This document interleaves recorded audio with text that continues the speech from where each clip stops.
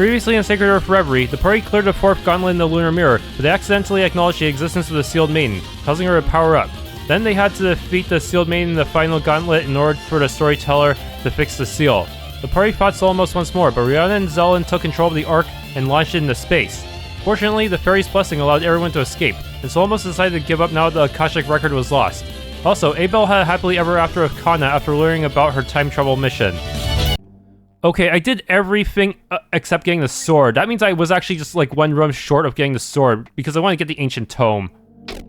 Just to get the reward from her again. Yeah.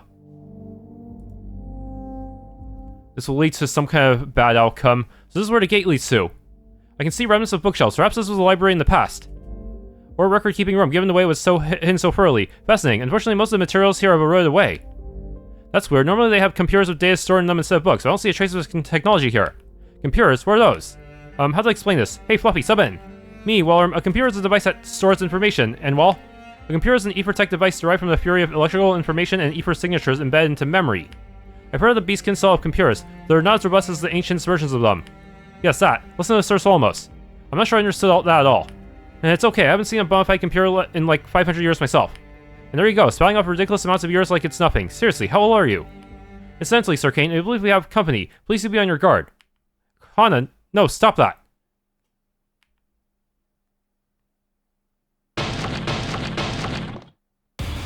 Oh no, this demonic beast looks far more dangerous than any other I've seen before. Yeah, in the true route where you have the sword, Abelle and Cain would have detected the monster first, but this time it's still Kana. Because we don't have the ability to see the future. I can't sense ether, but even I can feel danger coming from this thing. How did it get into a sealed chamber, though? I don't think we have time to ponder that. Be careful, it's got a tremendous amount of ether. Regardless of the circumstances, we must defeat it and press onward.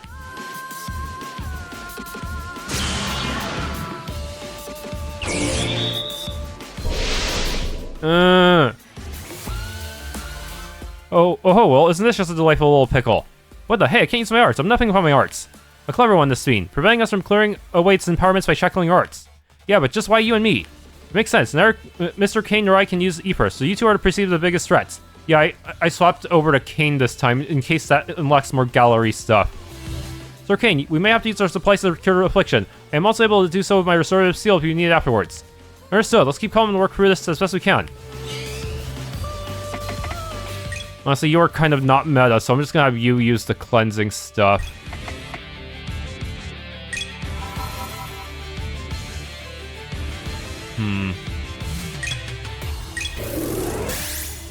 Scarlet Rondo! Mental aura, stat resistance increased, huh? Really should have used that more.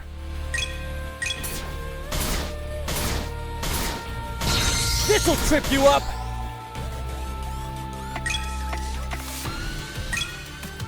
Your ill-gotten power shall be stripped away. Oh, I managed to get a timing this time, surprisingly. Usually I don't. Seriously, the timing for these is kind of finicky, isn't it? Hey, over here!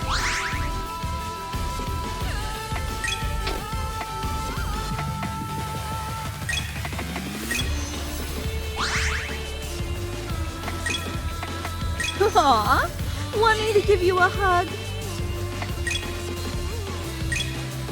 Damn. Locking on. Barrier placement. Fire! Single touch is all it takes. There we go.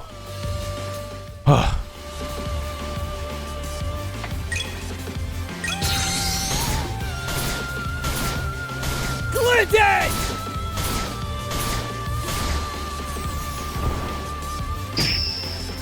Evil wave.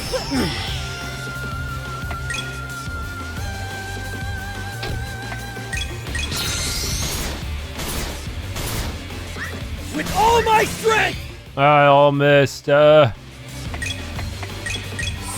light, banish these foul impurities. Seriously, it takes a long time to set up any of Solomos' stuff. Lightning shell. Not a real big fan of his playstyle.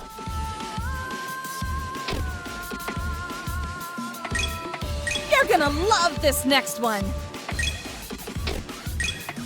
Not on my watch!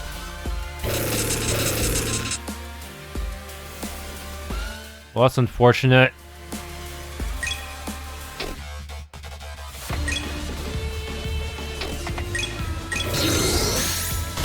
Scorching flames, rise up! Okay, just kill it anyways. Let's hope that doesn't happen again. That demonic beast was a whole other level. Yeah, and given the sealed nature of this chamber, I can only surmise it was deliberately placed here as a guardian long ago. If that is the case, then it would mean that this one had nothing to do with the Demon Queen, Who knows? I'm just glad we took care of it without anyone dying. We would have missed you, Fluffy. Why do you assume that I would be the first to go? Look, we're all still alive, so why don't we focus more on more important things? I don't see anything that could be useful in this chamber, so why don't we move on? I would not be so hasty, Mr. Cain. It seems there's a new opening where the demonic beast was. Ah, you're correct, Sir Solomos. Curious, I did not hear any door or wall open up. I did sense a subtle fluctuation in ether earlier, but I was too busy with Fluffy to look. Maybe mention those things first next time. Anyway, we haven't found anything else definitive, so let's take a look. Maybe there's something we can use. By all means, I'm quite curious myself. Let's be on our way. The room we walk into is nothing like the ruins from before. It's perfectly preserved, almost as if it had been frozen in time. If it were possible to see what the ancient era looked like, then this must be it. Solomos and Leif looked around with excitement and what seemed to be nostalgia, respectively. And yet Kana is the only one who looks as if she's seen this before. It's odd. Kana, is something up?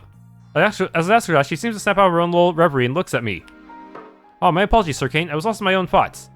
In any case, this appears to be a far cry from the ruined, cavernous remnants we passed through previously, no? Yeah, I'm not sure what to make of all this myself. It's definitely awe-inspiring, though. I looked around and walked through the room, scanning the bookshelves until I come to a stop in front of some sort of metallic contraption. What's this? Well, it's a computer. It's an actual computer from the past era. And it's kind of funny to say past era, though, since I actually saw it. Oh, no, this is a fine. Unfortunately, I cannot seem to turn it on. Is it broken? No, that should not be right. If I compare its makeup to the computers that beasts can possess, then all should be in order. It would be a true disappointment if this device were actually non-functional, especially after all the work we put in to defeat the demonic beast guarding this place. Yeah, we had no way to deal with... we couldn't negate the Arts Shackle at the beginning this time. Lena, what are you thinking about? Hey, Cain, why don't you touch it? Me, but I can't use Ether. What can I do? Just do it. Fine, sheesh. In response to Lena's oddly suspicious insistence, I placed the hand on the panel of the previously unresponsive contraption. Suddenly it comes to life, and several... what are these? Some sort of light panels appear. Words and letters appear on them rapidly, but I can't reliably read them. It's ancient script. What the? What's this? Aha, I knew it.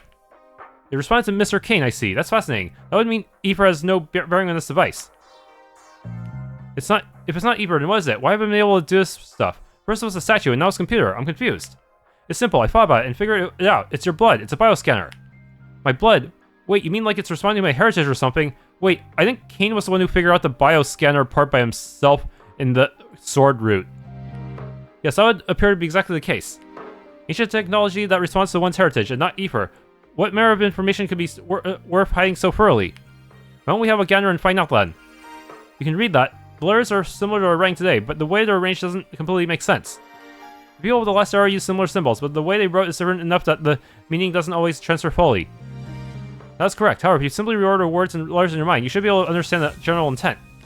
No need for that, though. I can read this just fine. Now then. Ah, I thought so. This was originally a secret room that was kept by Lucis Seal. It says here that this computer contains everything on the anti-apostle counteroffensive, as well as the chronicles of their journeys, which should prove useful to those that come after them. It says here that their battle wouldn't finish, but he hopes that if his descendants ever find this place sometime in the future, they learn the truth and get what they need to move forward reliably. Lucis Seal, I feel like I've heard that name somewhere before, a long time ago. You should know it. After all, he's your ancestor. Ah, seriously? Lucis Seal was a member of a group of heroes known as Illuminate in the distant past, Illuminate version 2. Together with the founder of Illuminate, Alan Silverberg, they fought against an overwhelming evil in order to reveal the true shape of Miltiades to its people. Whoa, hold on, this is coming at me too fast. I knew my family had a big history as knights and protectors, but this is beyond even that. Illuminate, that legendary group who knew the truth of this world. And what does this say, Miss Lanif? Does this anti-apostle counteroffensive tell us exactly what happened? Illuminate fought against the apostles, who usurped Miltiades from its true guardian, and led it down a path of gradual destruction. Many brave heroes banded together under the banner of Illuminate in order to bring truth and freedom to this world. Ultimately, with the passing of many key members, including the founder Alan Silverberg, their battle was left unfinished.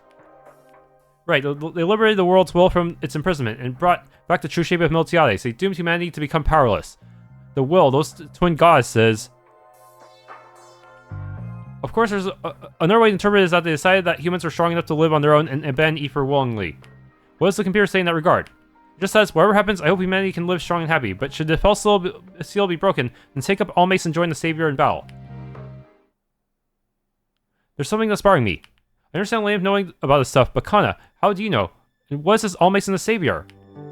My mother was a part of Illuminate. She made sure to just document their battles in history as much as she could, so that the generations that follow would remember them, even if the rest of Miltiades forgot about them. She was correct, of course. Nearly all of Miltiades has forgotten the struggles of Illuminate as well as the battles that shaped the world we know today.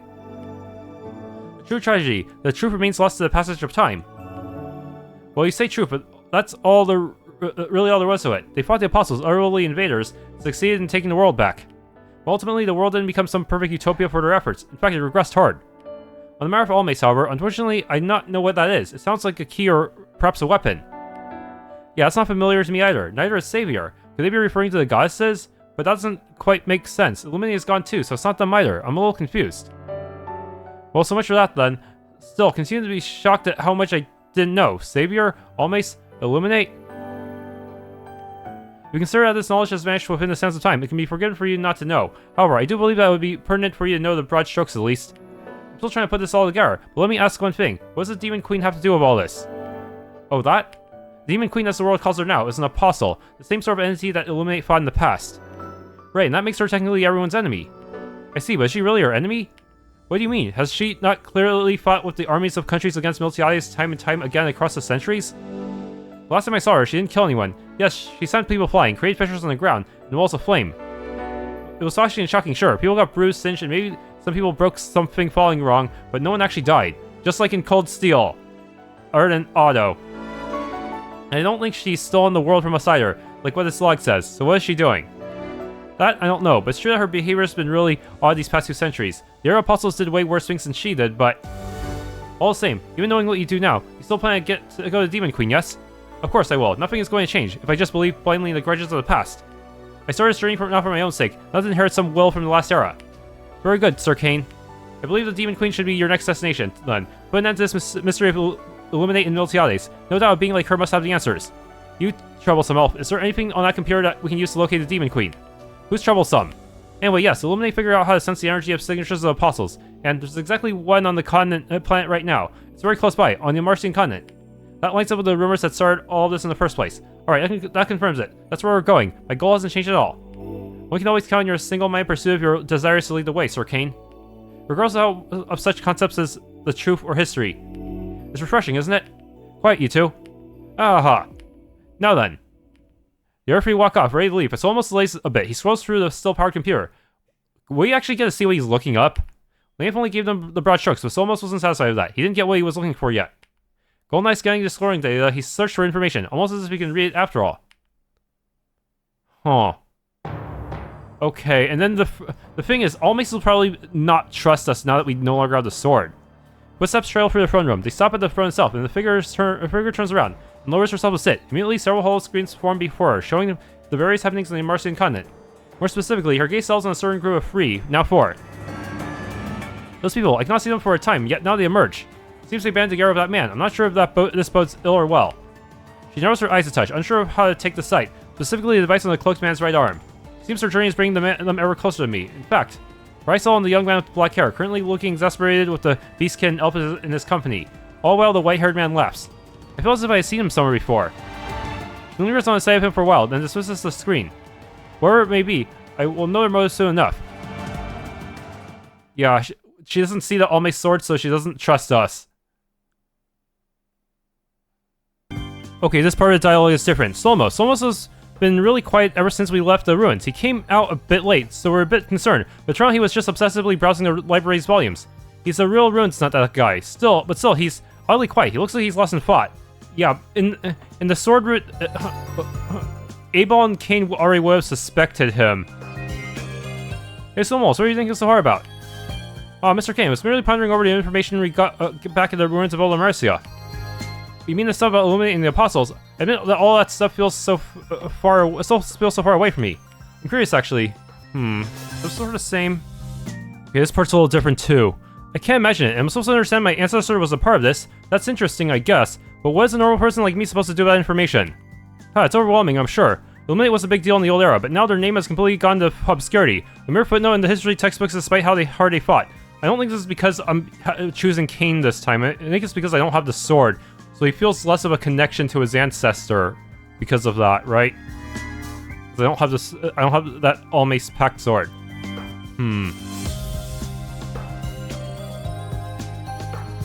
Okay, this part's a little different too. I don't know enough to know what actually needs to be done either. Frankly, I don't plan to save the world, but I'm sure someone will, but it won't be me.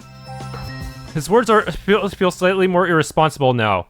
I'm rather disappointed at how humble he insists on being, given your illustrious ancestry and ample skill, I admit, but I guess that you're your own person and not a conduit by which to pass channels itself. Yeah, he's disappointed with this answer. Life is not always a harrowing tale of glorious heroism. Your viewpoint of preferring to approach matters in a way that befits the common man is reasonable. I'm not sure if that's a good or bad for me, but I'll take it. Okay, time to fail a diplomacy check.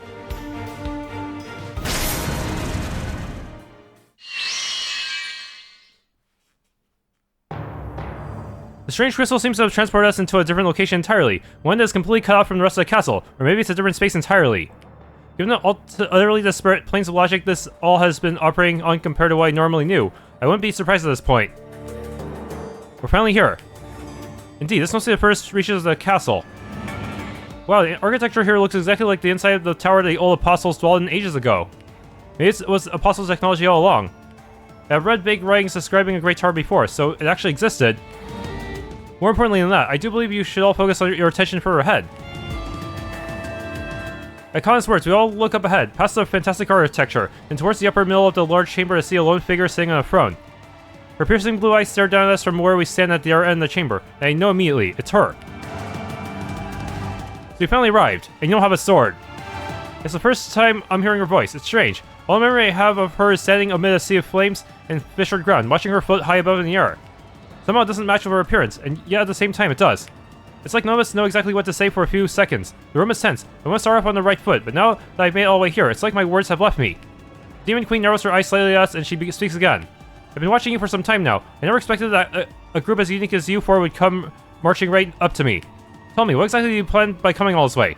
She's been watching us all this time. How far back? The forest? My house? There's so many things, many ways to interpret that statement, but well, things seem safer now, so I eventually find my words and speak. I've wanted to see you for a while now. Ever since I saw you at the battlefield, the things that people say about you and your actions that don't match up. Something just doesn't seem right. That's why I decided to make this journey and come out to see you personally, despite the risks. You, I remember now. I saw you at that ridiculous battle all those months ago. You were swearing so intensely in a way that was unlike the others. You say that something doesn't seem right, but what is it that you want to ask? Demon Queen, if that's actually your name or title. On this journey, I've learned a lot of things about the group Illuminate, my ancestors, and the apostles. A lot of things happened in the past that I won't ever fully understand, but I do understand the effects of those things are still affecting our lives today, even if we can't see it. What I want to ask is, you don't actually want to fight the people of this world and take it over, do you? So then, what is your goal? What are you fighting for? Those are very pretty words, but tell me, what reason do I have to trust you? What do you mean? You're literally, yeah, because you're standing with Almace. You come to my castle bearing a threat you don't even have the presence of mind to recognize. All while holding your hand out with a flimsy notion of peace. After waiting all these years, I must say I'm disappointed. It seems that his plan has failed spectacularly. I have been keeping quiet all this time, but Demon Queen, I implore you to listen to Sir Cain. Her words are genuine. It should be his words. I think they forgot to account for that. Oh no, this is bad. Our communication is breaking down already? Why? Seems the Demon Queen has made her choice. Mr. Cain, how about you? This isn't how we want things to go, but if she's going to attack us, we've got to defend ourselves. Let's look for an opening to convince her in that.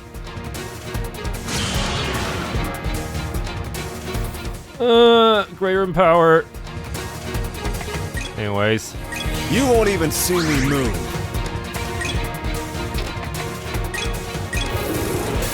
Scarlet Rondo! Delay you slightly.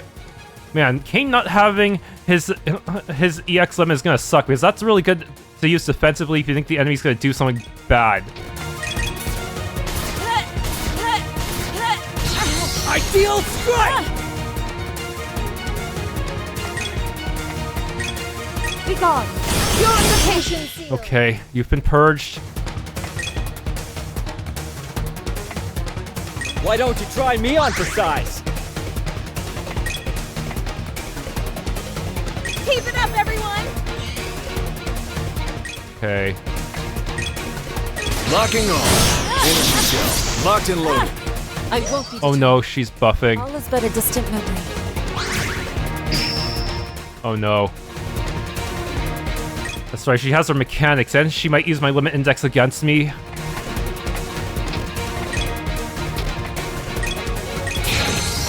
Form 1. Swallowtail.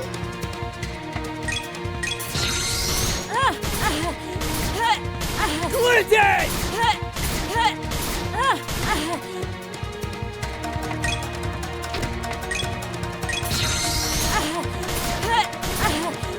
High flash!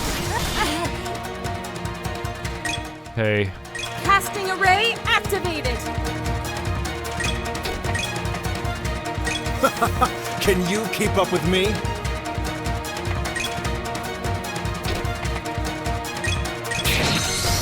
Are your eyes capable of following this? Well, that wasn't too difficult compared to her Nihilo version. Went down faster than I figured.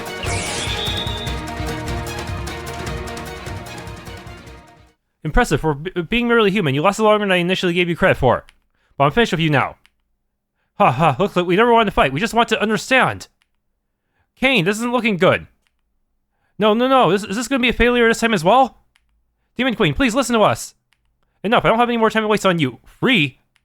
It's at that moment that the Demon Queen realizes something is wrong. Someone is missing among them. But it's too late. Before she can whirl around to try to find the missing member, there's a flash of green and a sickly squelch as something sharp and green pierces through her torso. Huh? Again! What?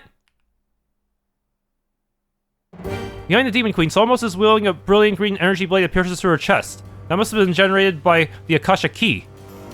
Almace, what the hell do you think you're doing? It was all too easy with you free keeping her distracted for me. Gah, I knew that I could not, and yet I still took my eyes off of you.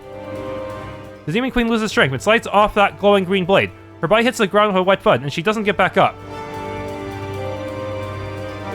Almace, what have you done? We're supposed to come to an understanding.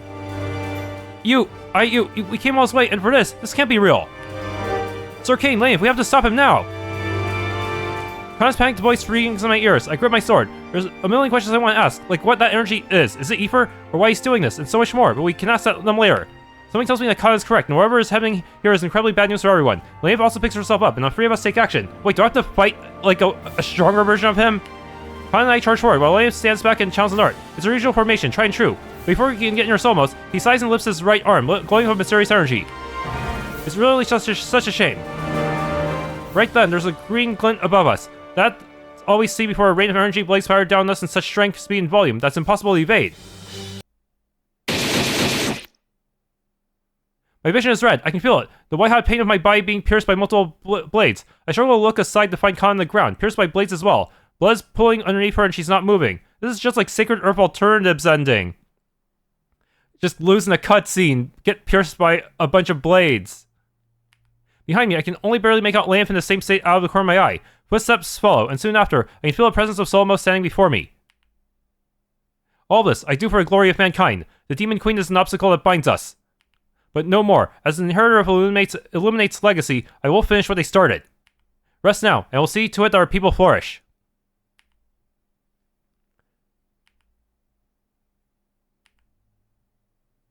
And we died.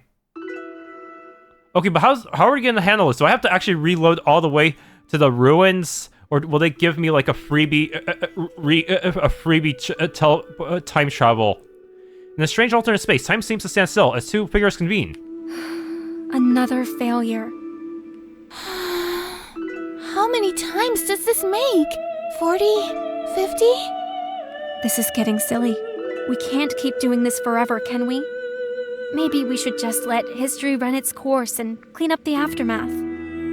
Of course not! Something's got to give here, or the future's gonna be all messed up. The CL line would be close to ending permanently, and we'll have a lot more work to do.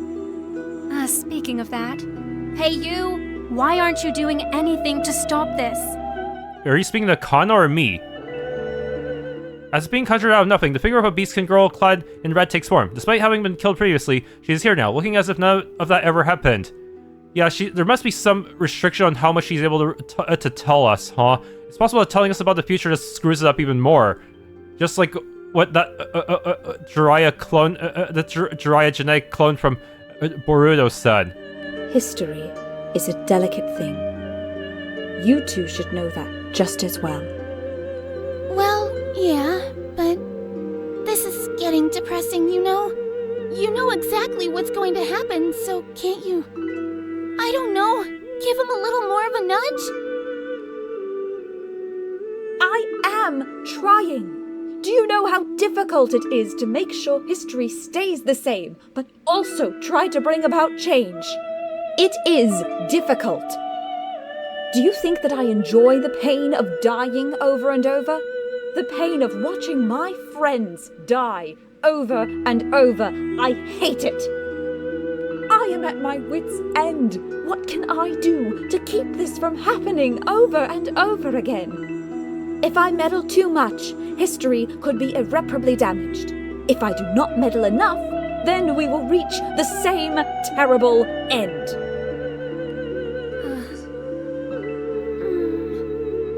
Look, we're sorry. I know it's hard. I wish we could do more to help too, but... Well, we have our own circumstances. We're not allowed to meddle too much. That's why we have you. It is fine. This is the burden that my family must bear, and I will bear it. Kana closes her eyes and takes a deep breath, staying that way for a few seconds. Then she exhales, relaxing her shoulders and wiping her eyes. Okay. I am prepared. I will go back. How far back are you going? Are you sure? I mean, it's not like you have a choice, but time doesn't flow here.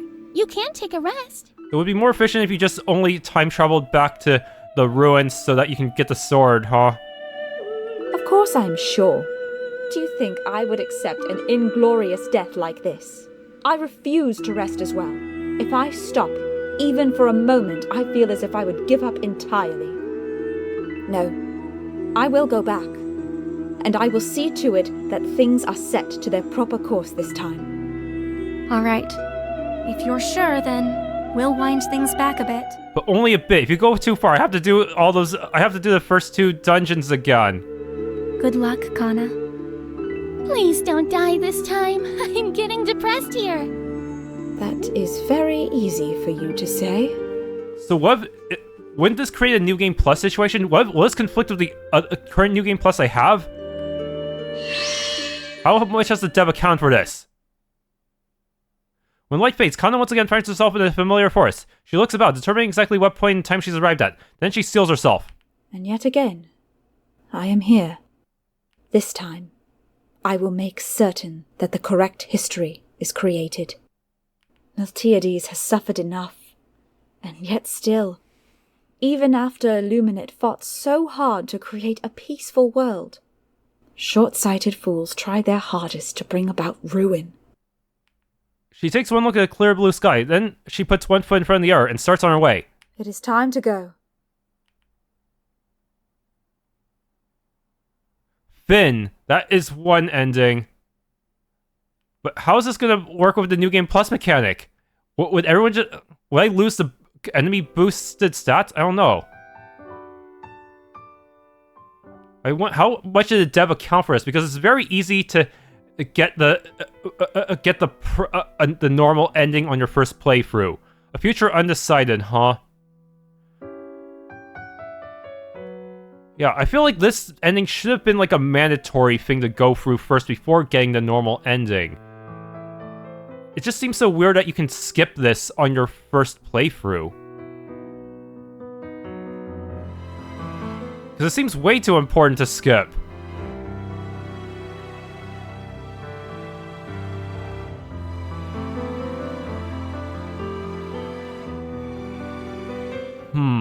Like if you didn't like, I feel considering how easy the sword is to find, it feels like there could easily have been a timeline where there was no time travel at all, and we just got everything right the first time with the sword, and Kana would never have known any of the past timelines where the party died. Well, no, at least no, actually no. We still needed the future-seeing sword in order to at least figure out that Almace was a betrayer, right? So it's possible that even if we did get it the first time, we would still lose because he would catch us off guard, even with the sword, because there wouldn't be any old timelines yet. I'm not sure how the future-seeing sword works. Does it rely on other timelines in order to see the future, or can it just work anyways? No, considering I was able to at least partially predict bosses that came after the Demon Queen Castle, I think it can still see the future even if it were on a completely new timeline. I'm not sure. This is so confusing. Do I actually have to start all over again?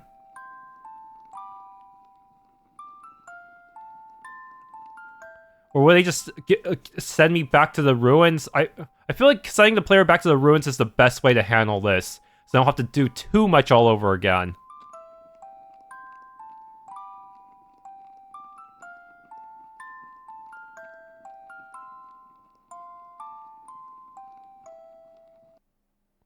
New Game Plus save file. Wait, why do these two have separate entries? Abelle Seal, a former knight of the Kingdom of Amarcia, belonging to the Knights of the Azure Sky, the kingdom's prominent standing military force. She went on many dangerous missions with her comrades to fight monsters and protect the people, but ultimately grew disillusioned of the corruption and greed of the nobles giving them orders. Her unit was among the first few put on the vanguard of the latest Demon Queen conflict. Unlike Cain, Abelle has more of a sense of humor, and is generally lighter in tone, but she is still an average individual overall. Her skill as a command is high, but she can be fairly humble, downplaying her skill. She's also very curious and tends to ask questions about things that she does not know. When it comes to these sorts of things, she can be a bit tactless at times, something that can draw the ire of those close to her. She is Lucis Seal and Muriel Baldwin's distant descendant. The family that grew from the two of them were once lauded nobles with great wealth amassed from their heroism during the Illuminate conflicts. Ultimately, their presence waned for the centuries, until finally they were forgotten and simply commoners. Abelle is said to be the spitting image of Muriel if she were human.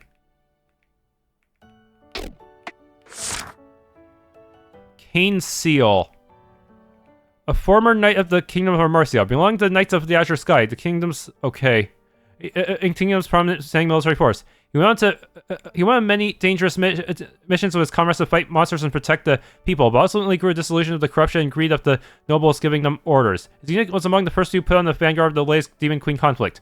Unlike Abelle, Cain's a bit drier in his tone, and a bit more prone to biting sarcasm, but otherwise is an average individual. His skill as a command is high, but he can be fairly humble, downplaying his skill. He's also very curious, and tends to ask questions about things he does not know. When it comes to these sorts of things, he can be a bit tactless at times, something that can draw the ire of those close to him. He is Lucis Seal and Muriel Baldwin's distant descent. The family that grew from the two of them were once lauded nobles with great wealth amassed from their heroism during the Illuminate conflicts. Ultimately, their presence waned for the centuries, until finally they were forgotten and simply commoners. Cain is said to resemble Lucis somewhat. Okay, so this is the sibling skit. I wonder if it's different with Cain. Wondering what? You have previously said you have a sister, yes? I find myself curious. What is she like? Oh yeah, he did say that. Now I'm curious too. Is now really the best time to talk about this? As long as we don't stop moving, what we talk about doesn't really matter. That means Lady Almace is interested as well. Oh shoot, there might have been an earlier conversation that I should have paid more attention to, huh? It does not. Anyway, tell us. Seriously, it's not like there's a lot to tell. I don't plan on giving out her personal information. Well, she's a year older than me. We both trained in swordsmanship with our parents when we were kids, but while I joined the Knights, she decided she didn't want to be tied down like that, and took off to go adventure or something like that. Wait, it's just exactly the same, but everything's flipped. She's always been bright, cheerful, and full of life. She made making friends look effortless, and people seem to really love her. I guess you could call her the opposite of me. Why, she sounds positively delightful. Or even nothing like her then. Come on, I got enough of that from my parents when we were the kids. I want to be more like your sister. She's so skilled and charismatic. She's going to go far in whatever she does. Very well, I can see that you hold some manner of resentment for Amara. Still, did you not contact her when you left the Knights? Yeah, this girl sounds amazing. How come I've never met her? I've definitely never seen anyone else at your house whenever I drop by. Does she not know? You people are so nosy. I sent her a letter, so she probably knows I left the Knights, but I didn't tell her exactly where I went. I just wanted some time alone for a while. before I thought about dealing with all of that stuff again. Anyway, that's enough about that now. Let's get moving. You shut her out. That sounds pretty despicable. Does it not? How utterly shameful. I feel sorry for your sister. Leave me alone already. So I guess Abelle and Cain are not really siblings. Or wait, they would have mentioned that during the during that one fight in the lunar mirror. Manipulating light. Oh, that does a lot of damage. Nice. Okay, now we should get the space ending. We're falling in our ranks. The fight against Almace takes on a different era. He's still very much a danger. He's served from the time in Almace's castle. He has the power of the Akashic record in his grasp, giving him access to power far beyond human limits. Even with the power to see in the future, my body's still human. I can barely react to dangerous displays of magic before me. We're at a stalemate. You really do remind me of those so-called heroes of the past. It's as if I'm staring Lucis in the face once again. Don't call me a hero. I'm no hero. I'm not Lucis either. I'm just someone who's doing what they believe in. Too true. This is no fight for justice. Just two fools who stubbornly stand at opposite ends of an ideal. It's not too late to stop this nonsense, Almace. All you have to do is say just kidding and you can forget all about this and go home, yeah? I highly doubt that'll happen. Even when given a new chance of life, he chose to take up his centuries-old mission yet again. I imagine if he were to be put at the crossroads again, he would make the same choice each and every time. You know me too well, Descendant of Amarcia. That's right, I won't rest until I see this world changed with my own two hands, no matter how much time passes, no matter the era. Absolute foolishness. After all this time, you still don't understand why this Illuminate chose to seal the record away and make the choice to carry on this world as it is. Not even once in Multiality's history has recreation ever worked out in the world's favor. Even those kids back then knew this. But you, a soul of over 1,000 years of knowledge, don't? If only we could have told this to the true Konoe. It's pathetic. Well, I fully admit to know how pathetic I am. Knowing that true freedom has eluded moral people for countless millennia, yet being unable to do anything about it. Watching as gods, goddesses, apostles, and their like run this world into the ground over and over. But that all ends now. There's no benefit to further debate. It appears his mind is firmly made up in this regard. We need stop him via physical persuasion. If that's what we have to do, then we'll do it. It's almost, no matter how powerful you are, you're still just a human. This isn't going to end the way you think it will.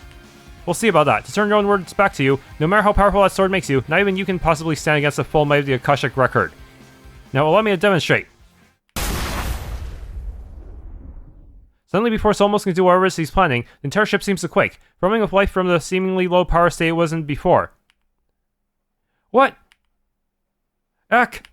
Lena loses her footing, falling into me as I hold her steady. Cain and Almace look around with great confusion. Meanwhile, I look to Solmos. What confuses me is that he looks as if this was entirely unexpected for him as well. What is happening here? He asked out loud, cementing my suspicions that this wasn't a part of his plans at all. Suddenly, the floor beneath our feet shakes violently, knocking us all off balance as a rigid voice speaks over us in a resounding fashion. Energy charge at 100%. All systems green. Black Ark now lifting off. Lifting off. Wait, lifting off. Is this ship actually moving? That cannot be. The Black Ark was supposed to be in a dormant state, no? Incorrect. The Black Ark has been readying for takeoff ever since Master Rhiannon awoke. I can feel it clearly now. We're moving for the sky. There are no windows to check, being this deep in the ship's depths, but I know it to be true. Solmos clutches his hand to a fist as he looks above, realization dawning on his face. I had wrongfully assumed that Rhiannon and Zelen had departed this world long, long ago. Tisk, well played. So it was as I thought. There was no way she was just going to quietly do nothing and wait for us. Rhiannon and Zelen, what does she have to do with... I saw him and think back. I'm gonna handle this, blah, blah, blah. Wait, you mean back there she was preparing the ship to take off into the stars? Did she use us as bait to keep Solmos distracted? It would appear that was the case. We're moving. Are we leaving the planet? We can't leave the planet. I have a family here. My wife, my daughter. Lena, looking more frantic than I've ever seen her, looks up above and shouts in the mechanical depths. Rhiannon is on. Stop this ship. Let me off. There is no response. Master Rhiannon is not currently listening. It seems she is fully focused on controlling the Black Ark's flight. I can only think of one thing now. Can we make it to the transport circle before we get out of range? Probably not. Given the relative speed, this ship should break through the atmosphere and reach the stars by the time we get there, if we're still powered on still. Lena falls to her knees, her face in her hands. Kana kneels down to console her while Solmos, Almace, and I stand confused and lost.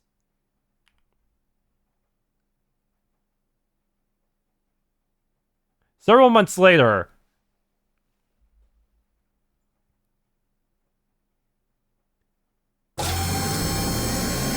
Hopefully there's enough food in here for the rest of our lifespans. Inside the Black Ark, on the bridge, two individuals stand around what appears to be a star map. Several planets and travel paths are outlined on it via blue-green holograms. While they talk, one of the doors to the bridge opens with a mechanical whir. In steps a certain android maid, approaching the star map at a moderate pace. Phonon, you're back. What's the status? Reporting. All systems are green. There have been no sabotage attempts in the past 2 months. This unit projects that further travel should remain smooth for the foreseeable future. Very good. Maybe little Laneth has finally accepted the outcome after all. I wouldn't be so sure. You tore all of them away from their friends and families, after all. They aren't functionally immortal like we are. They had lives back there. You could make a case for the elf, but she's in her elder years, so she doesn't have much longer either. A minor sacrifice in the grand scheme of things. We're gonna spend the rest of our lives trapped on a ship with anime Elon Musk. Though they part with what they once knew, I'm sure they will find a new purpose for themselves at PROXIMA LUMERIS. What if that place sucks, though? I can see why Lucy's ultimately chose to betray you after you transfer your consciousness into data. You're completely heartless. Spare me. I tried having a heart once. It's completely inefficient. I spent years trying to see if I could love, if I could be a normal person. I even tried having a family and everything. It was all useless in the end. If you want to make progress, throw away your heart and focus purely on the end results. It's not like I don't understand where you're coming from, but I don't agree with your methods. You could just have given them advanced warning. Let them get off before you took off. Oh, I'm heartbroken, truly. Do you not think that this was far more interesting as a development? It would have been utterly boring if I just waited for them to get off, yes? And this here is why people hated you. Query. Master Rhiannon, how is it possible for you to be heartbroken when you have previously confirmed lacking a heart? Phonon, remind me to perform maintenance on your humor functions later. She has humor functions? No, never mind. Forget it. I don't think there's anything else left for me to do here. Are you going to see those children then? No, I'll leave them to it. What they have to do now is an incredibly tough thing. They'll need the time to connect and reassure themselves. Suit yourself. I'm sure I'll see you later then. This unit will go and prepare the designated stasis pods for their new occupants. Phonon steps out after Almace, leaving Rhiannon's holographic form alone on the bridge. When she's all by herself with her thoughts, the scientist gazes out at the stars in a quiet and contemplative manner. It took a long time. A very long time, in fact. With the needless detour of several centuries. But soon, we'll reach our goal at last, Gunnar. What does Proxima LUMERIS have to do with Gunnar's goal of being the God King? And using the Akashic records for his own designs. She can only smile wryly to herself as she thinks back to all that has led up to this moment. Alan Silverberg's original war against the Apostles. The rise of the God King. Lucis's betrayal. Everything was leading up to this. After uttering those words, Rhiannon smiles to herself, and her hologram flickers out of sight. It's been a pretty long while since we left Miltiades, at least by my standards. Several long months at least. 6, 7 maybe? I stopped counting, to be honest. It's been tough on all of us, frankly. Wait, Aylin's here too, right? We didn't kill her, so I guess she's also going in a pod. Or back into whatever pod she was using before. On one hand, we did avert a crisis that we were fighting to prevent. That is, the use of the Akashic record for the sake of potentially threatening Miltiades. On the other hand, we've left our home world entirely, and are now drifting for the stars. Following a theoretical course set to travel to a place we don't even know truly exists. A journey projected to take several centuries at least. Yeah, I feel like for this kind of ending, it'd be best to reject Leanne's romance so that we don't get our hopes up.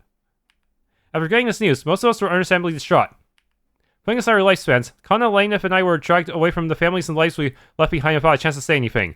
Lainif especially. She had a wife and child and many friends and connections she was taken away from.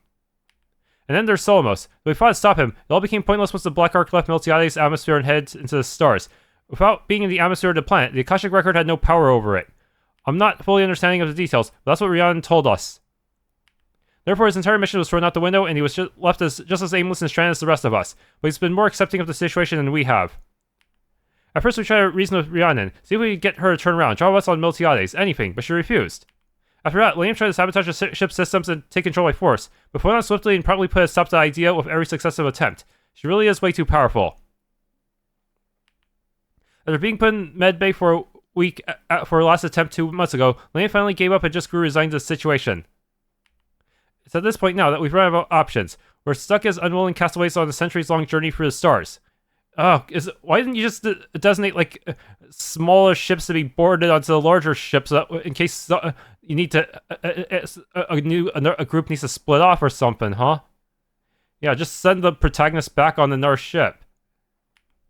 As it is, most of us would die of old age before the Black Ark ever reached PROXIMA LUMERIS. Knowing that, Rhiannon offered us stasis pods. We would enter cold sleep along with the rest of the ship's residents, and wait to awaken once we arrived. It was an offer that we took, after some discussion and deliberation between us. Yeah, honestly, I really wish I got this ending first, and then the fairy ending later. That would have made everything feel better. It always feels better to get the good ending after a bad ending. The sound of a door opening catches my attention. I can see Kana's reflection in the glass approaching me, along with Lainif and Solomos after her. So, this is where you were, Sir Cain. Hey, Kana. I just wanted to take some time to reflect before we...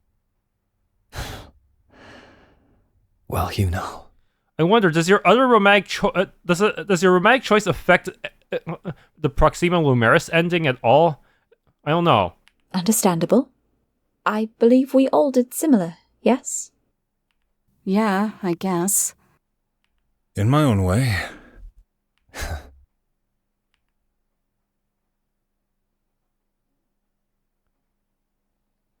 We all stand before the pane of ultra-reinforced glass and stare out into the vast depths of the stars. So this is it then? The last time we'll see each other? It is not strictly the last time, but it will be for a very long time. Well, long goodbyes aren't anything new to me. This will just be another one. But it definitely isn't one I ever expected to have in this situation.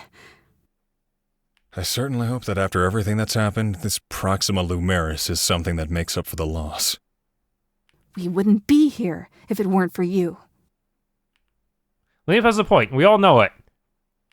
I don't blame her for continuing to hold a grudge. The crying, the screaming matches, all of that has left our systems. Now it's just a resigned coexistence, one that's soon to end. Yeah, too true.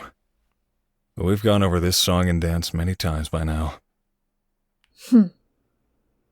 This is not how I imagined my journey would end. And since this technically prevents the Akashic record from being used, that means the goddesses aren't going to let you use time travel. I had hoped for a more quiet life once all was said and done. This space is far too much for me. I agree. At first, I wanted answers, but I guess I got more answers than I bargained for. Much more. A sardonic chuckle is shared between all of us wayward drifters before the door opens again. It's Aylin. She leans against the doorframe, looking in at us like we're lambs going to slaughter. We aren't, but given the general feeling of the past half year, it's not entirely incorrect either. Hey, the robot's looking for you all. Something about your pods being ready. I guess it's time then. Indeed. Kana approaches me and gives me a hug. I will not say goodbye.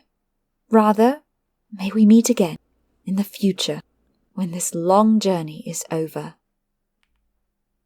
With that, she's the first to walk out. Lena smiles at me sadly, then she follows after Kana. Solmos and I meet eyes, and I offer a sheepish smile. He returns one of his own, and we both leave. PROXIMA LUMERIS, the paradise that exists at the far side of the universe. Maybe we can start new lives once we arrive there and awaken. If that day comes, I'll do my best to live a better life than the one I lived before. But on Miltiades, the world we left behind. Despite all the battles we fought and all the struggles we faced, for those of us who were pulled away from the planet, it would be like we were never there at all. Finn.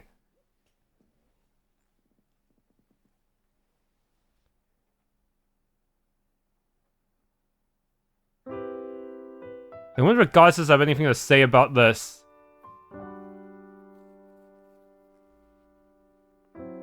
Starbound Drifters. D. There's always a highlighted letter for these endings, huh? I should probably go back and check each letter. Just to be super sure of what's going on, huh? Yeah.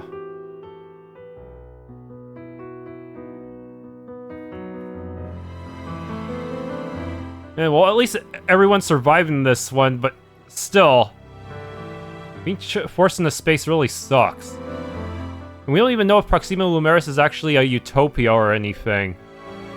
The edge of the universe, but is there anything there for us? We're just gonna start some kind of space, some kind of artificial space colony, like in Gundam. Also, I wonder what entries am I going to unlock in the profile gallery this time? Rhiannon's entry, maybe? I don't know. Maybe Aelin? Aelin really did not get a whole lot of screen time at all. She just kind of got knocked out, and that's pretty much it. I thought she would have gotten a little bit more for the PROXIMA LUMERIS ending, considering she's stuck on the ship with us.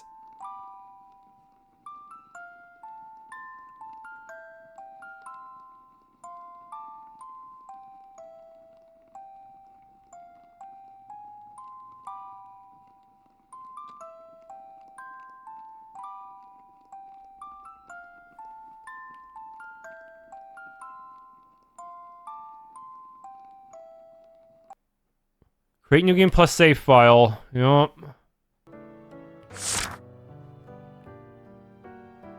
Assault Unit Revision for Phonon. Okay, one of the last creations of Rhiannon Zelen before her death. An extremely high-spec all-purpose android with combat and domestic capabilities. She's outfitted with a replica Akashic record that functions as her power source. This grants her astronomical combat prowess and processing power, and quite frankly may make her the strongest entity on the planet, barring the goddesses themselves. Rhiannon Zelen would tell you that Phonon was merely a testbed of technology that was used for the creation of the Black Ark, but there are many oddities within the android that point to that not quite being the case. For one, she has a robust personality module and can learn and form her own interests through natural experiences, as well as shape her own demeanor, thoughts, and opinions through interactions with others. It's unknown why Rhiannon created a machine to be so human. She would doubtlessly tell you it was simply curiosity and amusement, and a little else. Perhaps it could be seen as an attempt to live vicariously as a normal human being for her creation, whereas she herself can never come to truly understand what it means to be human.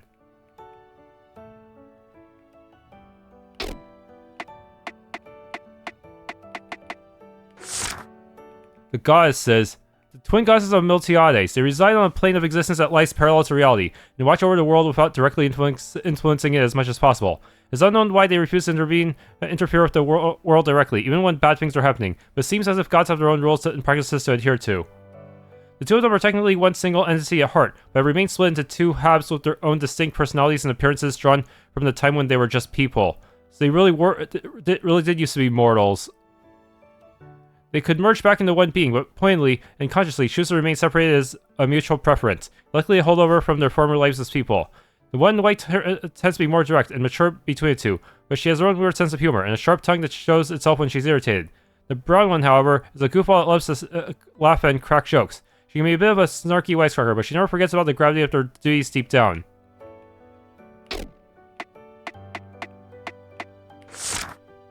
Rhiannon Zelen. Rhiannon Zelen was a genius scientist and mastermind behind the many things in the history of Illuminate. She assisted Illuminate 1 and 2 for their conflicts, but mostly for her own ends rather than helping humanity, to be frank. Her work back then simply happened to align with good, so she did good, but unbeknownst to many, she employed unscrupulous methods that ignored human morals in order to make scientific advances. Chief among these was the creation of Argent, whom she abandoned once the need for her fell through and the knowledge was gleaned. She also created the Black Ark and Phonon, two incredibly powerful pieces of technology as her final works, which were meant to be used in the New World project. That is, to leave the world of Miltiades behind, and travel the stars in search of PROXIMA LUMERIS, the paradise theoretically said to exist at the far side of the universe. Strangely, though Rhiannon lived a full life up to her late 50s until she died of illness, her appearance as a computer hologram defaults to one that resembles herself in her early teenage years. From back during the days of the original Illuminate, perhaps she's more vain about her appearance than she lets on.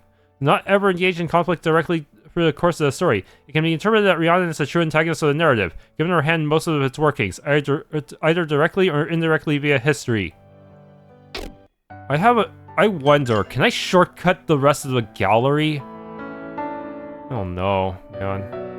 I'm not sure about the rules for the gallery and stuff.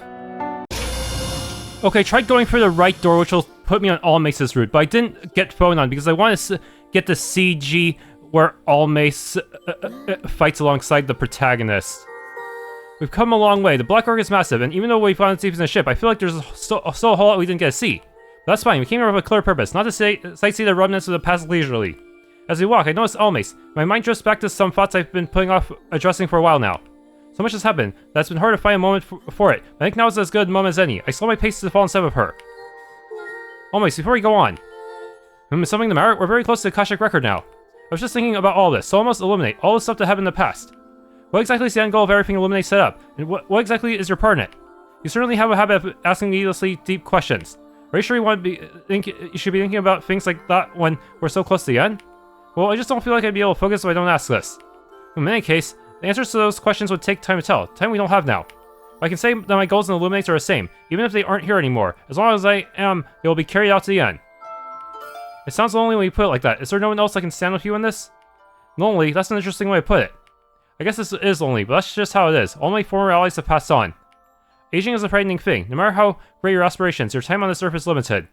Unless you happen to be born a long life like myself or an elf like that Laneth woman. That's just sad. Everyone you've ever known going away, and now no one knows who you are. Wait, why is your name Abelle? You're incorrect about one thing. You know me now, and so do those girls, not to mention Sophia and Asclepius. That's not no one, right? I guess that is true. Enough talk. Let's go and see this through the end. We can worry about the other matters after that. Okay. That locks me into your ending, huh? Okay, quick.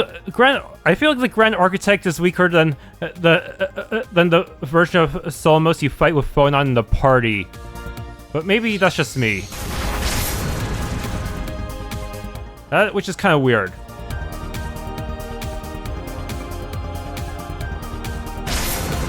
Okay, there's gonna be a different version of this cutscene. Well, only slightly different. It's just gonna have Almace, probably.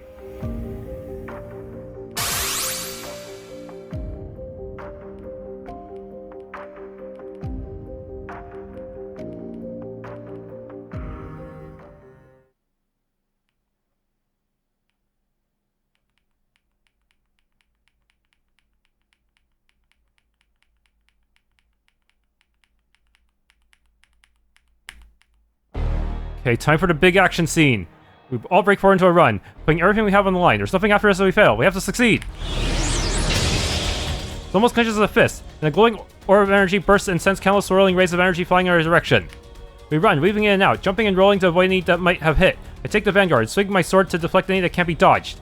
Once we reach an unspoken point, we split up from our group point and spread out. Almace jumps the source through the air, weaving through the energy barrage before she launches one of her own. Both arms are pressed forward as twin orbs of evil are formed, and burst into countless ribbons of pearlescent energy. They weave through Solomos' own green-hued barrage, and he soars through the air to avoid them.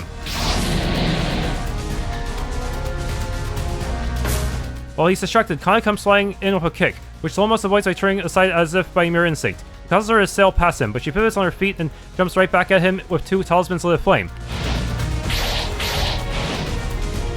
In close quarters, she unleashes a series of blows with practiced martial prowess. Talisman strikes and kicks mix together to form a deadly dance of whirling flame. But not deadly enough, so almost evades and pushes aside all of her attacks without getting hit once. One roundhouse kick raises just by his face, and he uses that opening and grab Kana's leg by the ankle, and whirl around to throw her right in Almace's direction. What? Ugh. While the two collide and roll to the floor, Lamp appears from above, a huge ball of fiery energy held above her with one hand. The other has her tome, which is open with loose pages wildly fluttering around her. With a swing of her arm, she throws what amounts to a miniature sun right down upon Almace. Take this! Almace looks up at the oncoming ball of fiery ether, and he raises an arm. Palmos gestures to hold a solid bay, while Lamp has an arm pointed down, trying to force it further. Locked in a back-and-forth struggle, I realize. This is it. This is the moment in which I need to strike. If I miss this moment, there won't be another one. Help me, Almace. I know you're gonna show up here. Now! Focusing energy of everyone guard into my sword, I dive forward at Solmos, with my sword reared back to the swing while Lamp has him occupied. Kana and Almace untangle and they rejoin the fray, with Almace firing up an array of energy beams. While Kana conjures a thread of talismans and grants my body an empowering blessing, something I'll be needing for sure. Solmos looks at me in surprise at the oncoming assault, raising his lance-held arm to strike at me with spear wrapped in luminescent power. Sparks of opposing energies fly as our weapons clash. This is it, Solmos. So you think? He says nothing else, only frowning, despite being under assault on multiple fronts. As occupied as he is, Almace's energy blast crests in from around my sides and suddenly strike him from a blind spot. That move breaks his stance for just a moment, long enough for Lamp to take the opportunity to push the giant spear of fiery might down upon him. The flames engulf him, and almost me too, but that's the risk I'm willing to take. Using this opening, I take that final step forward and strike my sword. I can feel it connect with something, and I use all my might to push. Ha! I complete a swing, cleaving through the flame and setting Solmos flying backwards through the air. Ugh, damn it! I think it's this moment that he becomes keenly aware that even though he's possessed of might that rivals out of the gods, it was human limitations that would prove to be his undoing. But this isn't enough. I break into a run, enhanced by Kana's empowerments, and then leap, soaring into the air above him with my sword raised. I point my sword down at him, all the energy it was carrying at the tip. At that moment, a figure sails in at my side. It's Almace. I glance aside and meet her gaze, and she nods to me. We don't have any room for error. Let's make this the last attack. Right, let's make this count. Here we go. Almace joins me, pulling an arm forward to fire off a concentrated beam of energy to join with mine. I thrust my weapon downwards, releasing all of that bill of energy on the tip and sending a single concentrated ray down Solmos' sailing form. Two beams coil together in a deadly spiral as they hurl downwards. No, not after I've come this far. Solmos raises the spear to defend against the ray of energy, and it connects with the Akashic Key embedded to the side of the hilt. Sparks flies, he tries to hold it back, but Almace and I push even further together, our combined might causing the weapon to crack in more and more, until it finally showers, breaking the Akashic Key into little pieces. In turn, the beam continues uninterrupted now, piercing through Solmos' chest and past him. With a roar of frustration, everything goes away as an explosion of uncontrolled energy from the Akashic record rapidly fills the chamber.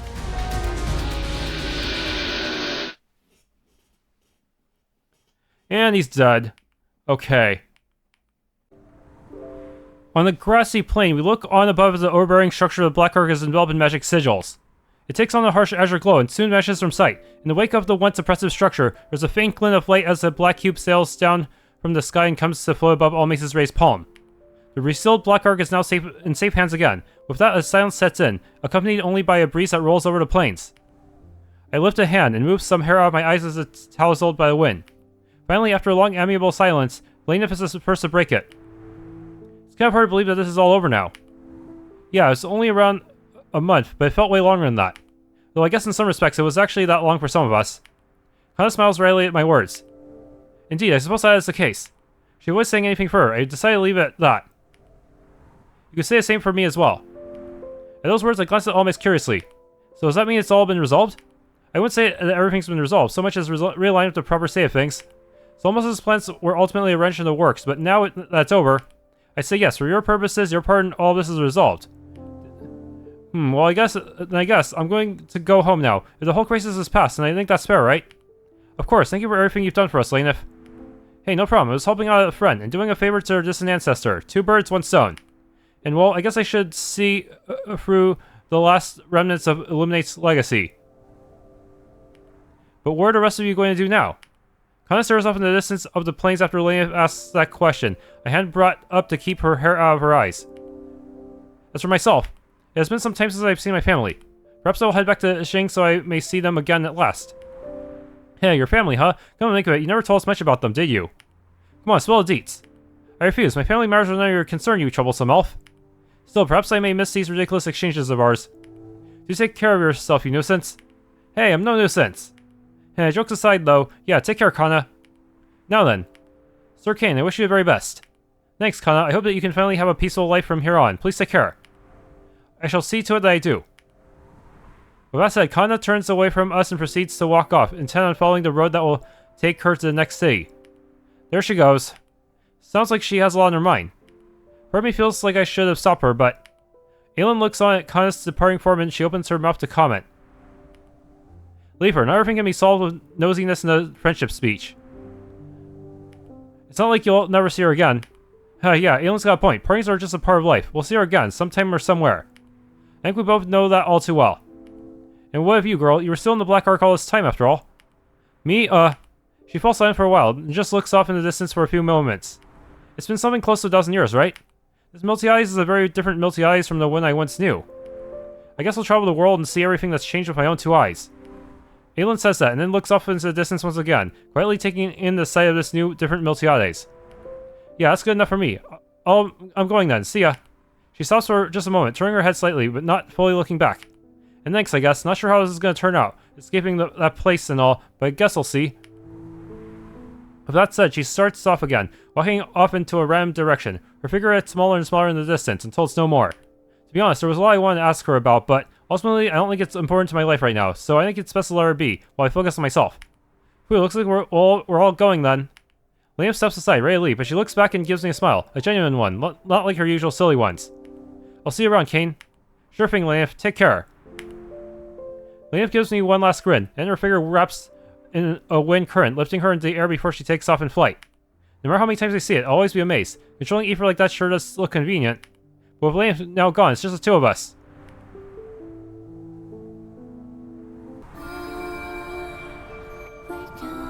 Right now, everyone else has gone separate ways. In the end, it's just Almace and I standing side by side looking off at the distant plains of silence. I release this now, and I turn to look at her. So, what are your plans now that everything's over, Almace? Almace turns to gaze away from the plains and looks to me upon the question.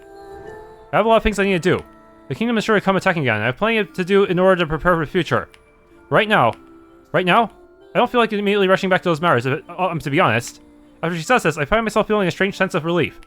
Relief? Why is that? No, that's a dumb question. I know what it is.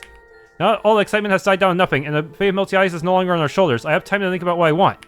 Knowing that, I decide to speak. Hey, Almace, if you have time, then... would you like to accompany me back home? I mean, so I started this whole journey in order to meet you specifically. So much has happened, I realize I don't actually know a lot about you, so...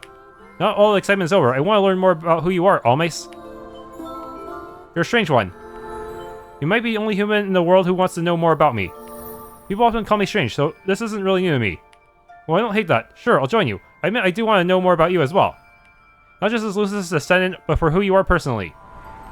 Upon hearing words, I smile. With a nod, we walk off together. Sure, she could fly or something, but the walk is meaningful. Spending time together is nice. Not everything has to be a rush, right?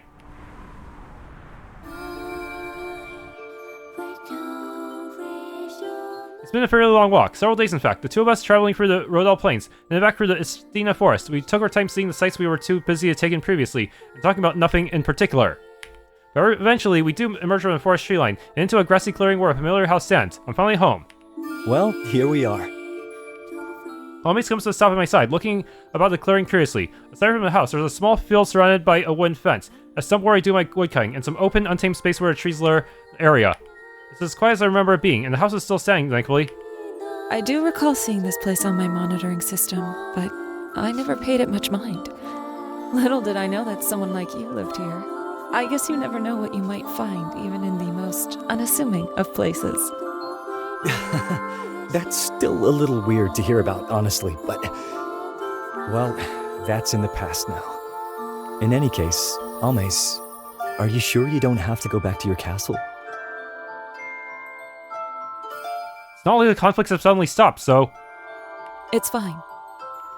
I will have to go back eventually, but I'm perfectly capable of stepping away for a bit of a while. I'll be alerted if anyone approaches the castle anyway. Sophia and Asclepius are keeping an eye out, and can contact me telepathically. That sure sounds convenient. Right. So all you need to do is worry about the here and now. That's right. Then, if you don't mind.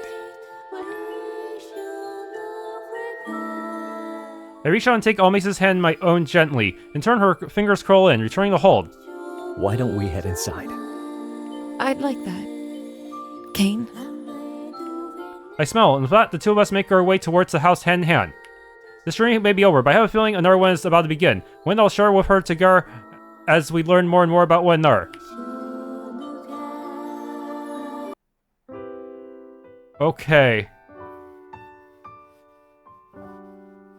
With that, I should have the achievement for Almace, Recluse's Bliss.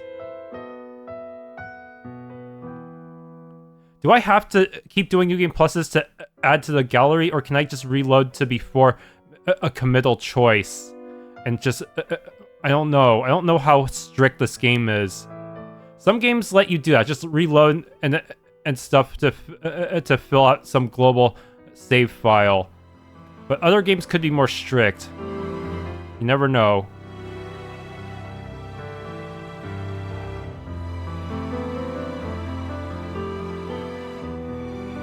Yeah, I don't know how this game's global save file works, how strict it is. Would they punish me for trying to take a shortcut?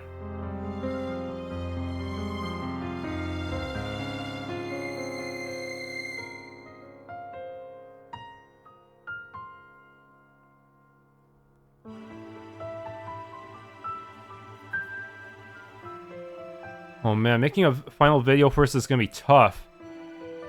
Yeah, I can speed through the game pretty quickly by skipping through dialogue, but still, getting every ending legit without save scumming before decision points could take a long time. I just hope they are lenient and allow me to. It just adds the global save file without requiring me to do everything through a single save. For a single save series.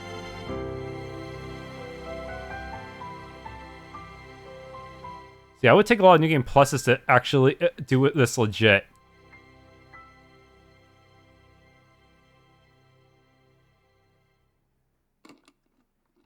And then Solmos is just gonna be denied reincarnation again, I suppose.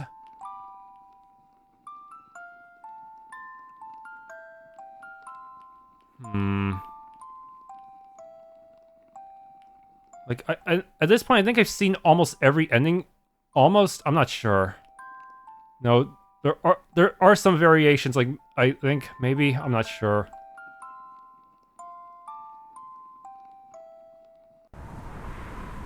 Huh? Wait. I can feel it. All the power of the Akashic record has left my body, rendering me a powerless human once again. Wait, what? Have I fallen from a Black Ark? Wait, what? I thought I fucking shish kebabbed you. The feeling of falling for the air is plain as day, but I'm too weak to be able to open my eyes clearly and verify this. Wait, is that why she had that cutscene? Did she save him at the last minute or something? What? Is that why Rutina had that weird cutscene even though I was on the path to killing Solomos? Eventually my eyes closed completely and I simply stopped perceiving anything at all. So basically, to get this scene, I have to have Rutina show up, and I have to be on New Game Plus and have Rutina show up so that she can rescue Solomos. I guess? Am I still alive? I thought everything had ended, but I can still vaguely sense I'm still in this world. Weren't you supposed to be, like, trapped in the afterlife forever? Locked in a cage? I don't know how much time has passed since my fall. An hour? A day? A week? A month? After some time, the feeling of fingers brushing aside my hair reaches my consciousness, and my eyes slowly open. What? This is definitely diverging from what I expected. He fell, so this ending can only be obtained specifically by getting the normal ending on the New Game Plus, because that will allow Rutina to save Solomos for some freaking reason. Yeah, otherwise she would just meet him without him falling unconscious because he just got ejected from the ship normally. Seriously, how come he got kicked out of the ship while we had to run for our lives? Dude. My vision is blurry at first, but it clears up slowly. I eventually make out a hand, as well as the body it's a part of. A woman with white hair, an elf by the looks of it. You're finally awake. Welcome back. She says that, I'm too busy gathering my bearings to properly respond to it. Judging by the position of my body, from what I can feel, my head seems to be in her lap. Finding this even unbecoming, I try to move and sit up, but I can barely manage to lift an inch or two before pain racks my body. She gently eases me back down after my failed attempt, speaking calmly. You shouldn't move. After all, you're quite hurt when you land here, nearly on the verge of death even. Seriously, how did you live? My healing arts managed to keep you from crossing over to the other side, but you still need to rest and recover your body properly. She wasn't there to heal him the first time I got the normal ending, huh? That's why he was barred from the afterlife. But still, is he just gonna be barred from the afterlife again, or is there some way he can get back in the gods' favor? Not that he would ever want to grovel before them. Where am I? Where you are is nowhere of particular importance. Probably near that church. The church that disappears in and out of the place. I've been waiting in this place for you for a long time. It was prophesied on this day a star would fall from the sky and return to the earth at this place. What? Wait, so does that mean this is not... the fairy ending is not actually a true ending and this one is? I don't know anymore. What's the true ending? Maybe there is no true ending. Oh no. A falling star, you say? Am I supposed to be this falling star you're referring to? Maybe you are, maybe you aren't. Either way, I would have helped you all the same. You've gone through so much, haven't you? She says that while stroking my head gently again in a calming manner. Your desire to see a better world for all people is an admirable one, but now is not the right time for it. I'm silent after hearing this. The way this woman speaks is as if she implies that she knows everything about me. I feel like an open book before her despite this being our first meeting, but more than that. Being reminded of my failure makes my fist clench. I feel frustration building up from deep within me. Now, if now isn't the right time, then when will it be? Tomorrow? In a week? A month? A year? 10 years maybe? Or 100? No one else in this world realizes the truth. Illuminate is gone. The convictions and hopes of those great people have been squandered, and you tell me I should stop. I do. She smiles gently as she says that, fully confident in her own words. You don't need to fight anymore, just live. In the future, certainly, this world will see the change that you have fervently hoped it would see. Is that really true? It is. I foresaw it a long time ago. She's able to see the future somehow. Is she similar to the Almace's pact sword somehow? In an era far in the future, the people of this world will advance far beyond even the ancients and build a world unlike anything you or I have ever seen.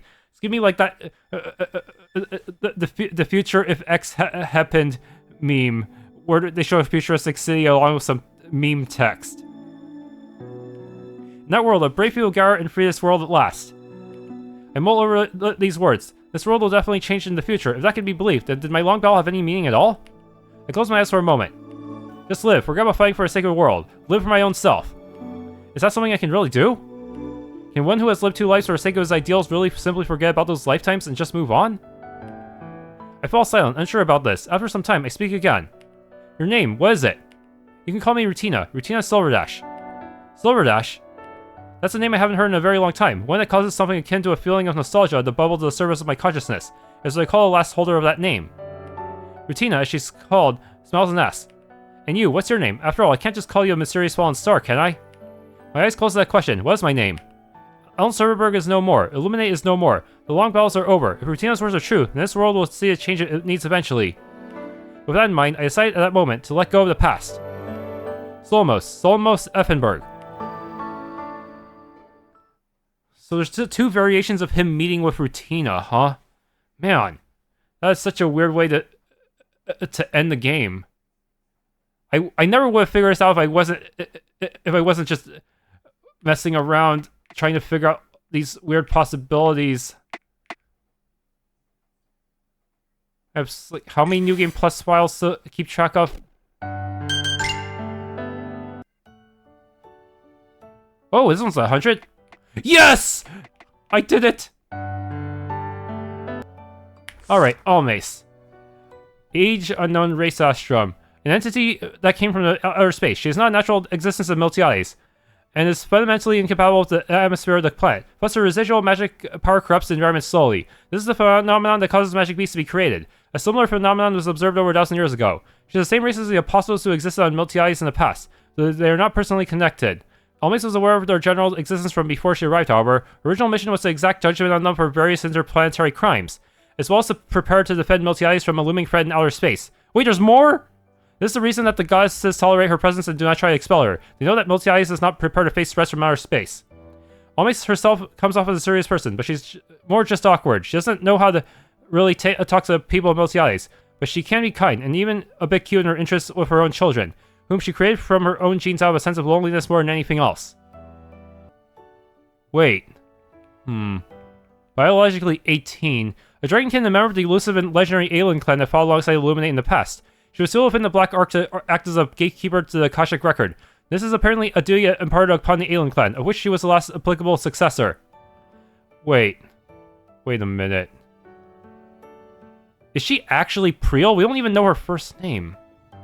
The alien clan split into 2 distinct lines. One originally from concerned flame-haired vanguard of the ancient past, and they're originally from an individual known as the Speaker back in the days of Illuminate 2. It's unknown which line this girl hails from, or what her true name really is. I think she's from the flame-haired vanguard. She has some of the same arts.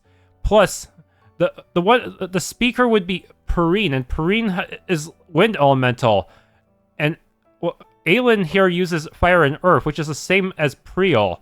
So I'm pretty sure she's related to Priel. Or she might even be a clone of Priel, who knows. But that means she must have human blood. Yeah, despite that, she can still transform into a dragon? She's a curt, abrasive girl with a fiery disposition and a sharp tongue, but the centuries have made her a fair bit nihilistic, and plus she can be fairly morbid without batting an eye as well. For some reason, she accuses the goddesses of being liars, but her reasoning for this is unknown. So also the goddesses betrayed her in the past? I don't know. Yeah, there's too much unknown with her, huh? Grand Architect, seriously, why do you have 2 entries? In the ancient past, an entity known as the Grand Architect appeared at the height of the original Illuminate conflict, a being with the intention of remaking Miltiades into an ideal world free from the Apostles. His aim was thwarted by the people of that era, and he lost his powers, living as a human through the era of Illuminate 2 up until his death. This was Alan Silverberg, the original leader of Illuminate 1. After his death, many things happened in history, and eventually, after nearly 1,000 years, he was reborn as Almace. With this new life in this new era, he regained his burning convictions and revived his plans to bring about Miltiades' liberation from the hands of the Divine.